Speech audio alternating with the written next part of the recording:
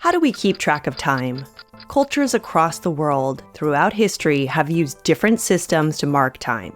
It's important to have a basic familiarity with what we mean when we say something was made in 1200 BC, 1200 BCE, circa 1200 BCE, or even the 13th century BCE.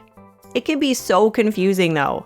Hi, I'm Lauren, and today I thought we could briefly consider how we track and label time using different dates. So let's start with some basics and focus on this ancient Chinese oracle bone to help us understand the different ways we can discuss it in time. First off, you might be wondering, what's a century? A century is 100 years. We're living in the 21st century right now because it's the 100 years between the year 2000 and 2100. When we say something is from the 13th century, it means it happened in the years between 1200 and 1300. Our oracle bone here was made sometime in the 13th century BCE, or the 1200s BCE. So now you might be thinking, what does BCE mean? BCE, or BC, help us understand really old dates.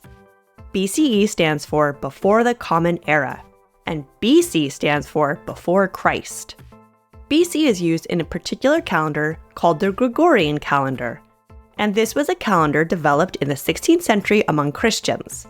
But BCE and BC both measure time in the same way. They show us the years that happened before year 1. So if something like our oracle bone is from 1200 BCE, it's from 1200 years before year 1, which means it's more than 3,200 years old from our time in 2024. Let's actually practice this again with another object.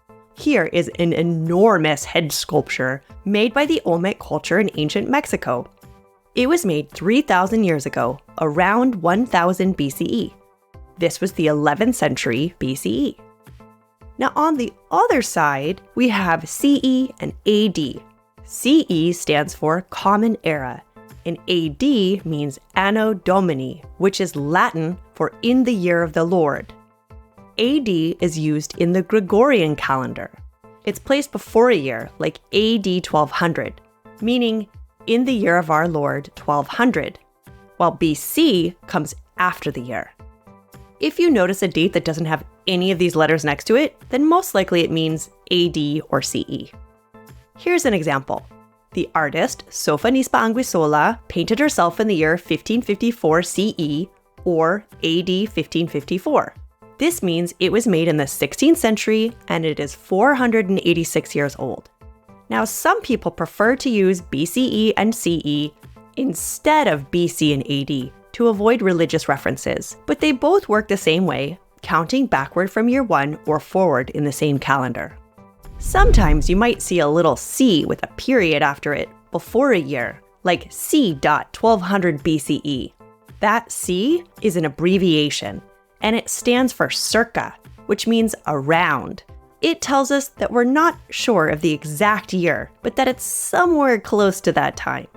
So for example, our oracle bone was made circa 1200 BCE, meaning it was made sometime around the year of 1200 BCE. You might not even realize it, but we mark time using several different systems at once.